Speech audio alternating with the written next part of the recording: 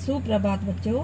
आज की कक्षा में हम पढ़ेंगे उपसर्ग। उपसर्ग क्या होते हैं? उपसर्ग वे शब्दांश होते हैं। अब शब्दांश का शब्द प्लस अंश कि शब्द का एक हिस्सा, पूरा शब्द नहीं होते, शब्द का हिस्सा होते हैं जो सार्थक शब्दों से पहले लगते हैं और उनके अर्थ में परिवर्तन करते हैं। यहाँ पर कई बच्चे गलती कर देते हैं, पहले की जगह लिख देते हैं आगे। आगे तो शब्द आगे की तरफ लिखना भी आगे हो जाता है, परंतु इसमें आगे शब्द नहीं लिखेंगे। क्या लिखेंगे? जो सार्थक शब्दों से पहले लगते हैं, तो उसे क्या कहते हैं? शब्दांश। जैसे अन, अनु, परि, प्रति। अब यहाँ पर हमें ध्यान देने योग्य बात क्या है कि उपसर्गों को शब्दांश कहा जाता है। उपसर्गों को क्या कहा जाता है? शब्दांश। दूसरी मुख्य बात क्या है कि इनका प्रयोग सार्थक शब्दों के साथ किया जाता है। उपसर्ग का प्रयोग सार्थक शब्दों से पूर्व, जैसा हमने भी परिभाषा में पढ़ा, पूर्व अर्थात पहले किया जाता है। और उपसर्ग युक्त शब्द दो प्रकार के होते हैं। आपसे क्वेश्चन पूछा जा सकता है कि उपसर्ग युक्त शब्द कितने प्रकार के होते हैं? दो। एक तो होता है संधि मुक्त और एक होता है संधि युक्त। संधि मुक्त यानी कि जो सार्थक शब्दों का प्रयोग होता है, इसमें संधि का कोई भी नियम नहीं प्रयोग किया जाता। तो संधि मुक्त जिनमें दोनों खंड स्वतंत्र होते हैं। जैसे देखो, सु प्लस पुत्र, आ प्लस जीवन, नी प्लस वास। और संधि युक्त क्या होते हैं? जिसमें दोनों खंड आपस में मिले हों, जैसे प्रत्युपकार।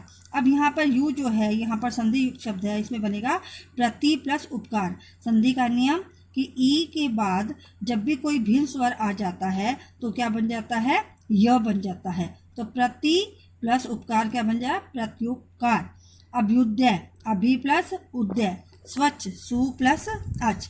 तो इसमें जो है संधि के नियम का प्रयोग किया हुआ है। तो उपसर्ग कितने प्रकार के हुए? दो, संधि मुक्त और संधि युक्त। अब आगे हम पढ़ते हैं पांचवा पॉइंट कि संधि केवल संस्कृत उपसर्गों और शब्दों के बीच में ही होती है। आपके पास जो एनटीएससी के अकॉर्डिंग क्वेश्चन पूछा जाएगा उसमें ध्यान देना। ये क्वेश्चन बन रहा है कि संधि केवल संस्कृत उपसर्गों और शब्दों के बीच में ही, जो संधि युक्त जो हमारे पास उपसर्ग हैं वो किस किस में होता है? संस्कृत के शब्दों के बीच में होता है। उपसर्ग अलग अलग होते हैं, जैसे हिंदी के उपसर्ग अलग होते हैं, उर्दू के अलग, अंग्रेजी के अलग। तो अब इस आधार पर संस्कृत के उपसर्गों के भेदों के बारे में पढ़ेंगे। तो उपसर्ग के कितने भेद होते हैं? संस्कृत के उपसर्ग, हिंदी के उपसर्ग, उर्दू फारसी के उपसर्ग और अंग्रेजी के उपसर्ग। संस्कृत के उपसर्ग कौन कौन से होते हैं? जैसे देखो, प्र। अब उपसर्ग का अर्थ भी याद करना जरूरी है, क्योंकि जब तक हमें अर्थ याद नहीं होगा तो हम उनके उदाहरण जो है उचित उपसर्ग लगाकर नहीं बना सकते। जैसे प्र का मतलब होता है अधिक या आगे। अब प्रगति, प्रगति का मतलब होता है, गति का मतलब क्या होता है? चाल।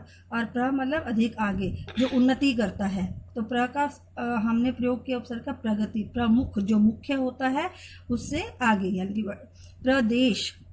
इसी तरीके से परा, परा का मतलब होता है पीछे या उल्टा। पराजय, जय का उल्टा यानी कि विलोम क्या हो गया? पराजय। पराक्रम। तो हमें उपसर्ग के अर्थ का पहले ध्यान रखना है, तभी हम जो है उचित उदाहरण बना सकते हैं। अब देखो, प्रगति, प्र प्लस गति, पराजय, परा प्लस जय। अब अधि, अधि उपसर्ग का मतलब होता है ऊपर या श्रेष्ठ। अध्यक्ष, इसमें संधि युक्त है। ये संस्कृत के उपसर्ग में ही पहले बताया था कि जो संधि युक्त उपसर्ग होंगे वो संस्कृत के शब्दों में प्रयोग किया जाए। अध्यक्ष, अधि प्लस अक्ष। अब देखो, अधि अक्ष, यही के बाद जो आ गया हमारे पास भिन्न स्वर। नियम के अकॉर्डिंग जो अगर ई के बाद कोई भी भिन्न स्वर आ जाता है तो क्या बन जाता है? य। तो अधि, इसमें से ई और अ को मिलाकर क्या बन जाएगा हमारे पास? य। अब ध क्या रह गया?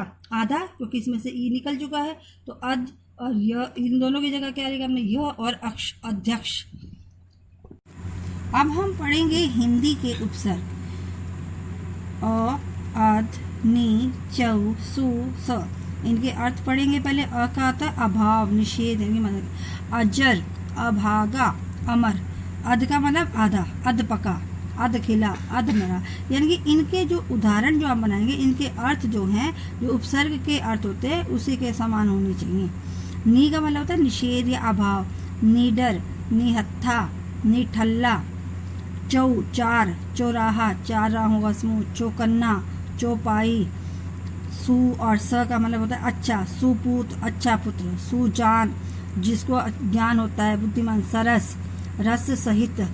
आगे है हमारे पास सजग जो सचेत होता है।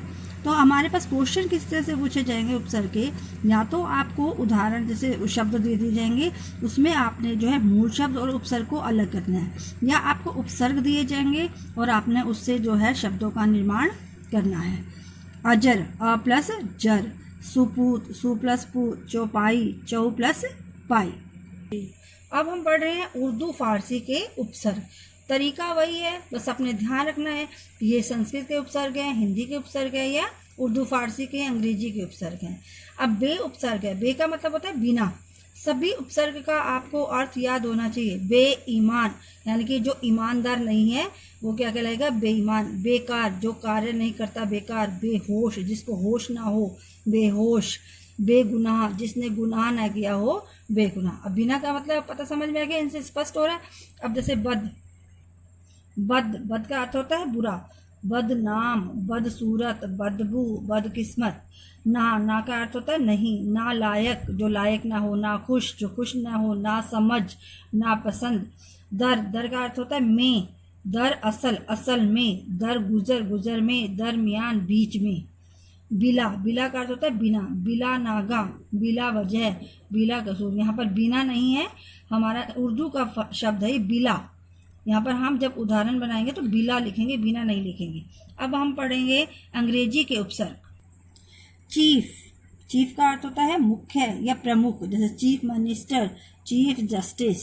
इसी तरह से डिप्टी का अर्थ होता है सहायक। Deputy collector, deputy inspector. Vice उप सहायक जो सहायक की भी सहायता करने वाला होता है। Vice chancellor, vice president. सब का अर्थ होता है अधीन। Sub inspector. तो ये हमने पढ़े हैं उपसर्ग, हिंदी के उपसर्ग, संस्कृत के उपसर्ग, उर्दू फारसी के उपसर्ग और अंग्रेजी के उपसर्ग। तो इस पाठ में इन शॉर्ट हमने क्या सीखा। पहला, उपसर्ग युक्त शब्द दो प्रकार के होते हैं, संधि युक्त और संधि मुक्त। संधि केवल संस्कृत उपसर्गों व शब्दों के बीच में होती है। हिंदी, उर्दू, अंग्रेजी शब्दों के उपसर्ग अलग अलग होते हैं। उपसर्ग मूल शब्द से पहले जुड़ते हैं। ये हमारा जो मैंने पाठ पढ़ा उपसर्ग के बारे में आपसे पहले भी मैंने बताया कि क्वेश्चन किस तरह से पूछे जाएंगे। उपसर्गों का प्रयोग करते हुए उदाहरण बनाने लिखने, या फिर कोई भी आपको शब्द दिया जाएगा उसमें अपने मूल शब्द और उदाहरण जो है उपसर्ग उसको अलग करना है। आपने जो है बुक में जो भी एक्सरसाइज दी हुई है उपसर्ग की उसको कंप्लीट करना है बुक में ही। धन्यवाद।